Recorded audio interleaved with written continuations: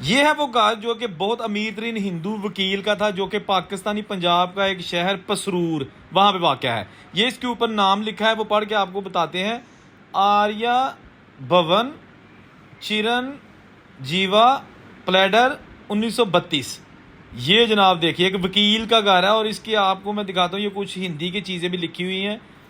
اور یہ جناب 3 منزلہ گھر تھا جو کہ 1932 میں بنایا گیا تھا، بالکل محلہ امام صاحب کے بالکل پسرور کے وسط میں واقع ہے، سینٹر میں واقع ہے۔ یہ اس کا پورا میں آپ کو وزٹ کروا رہا ہوں، یہ دیکھیے گا۔ آئے ہائے ہائے کیا بات ہے، عالی شان گھر، پسرور کی ایک امیر ترین ہندو فیملی، وکیل فیملی۔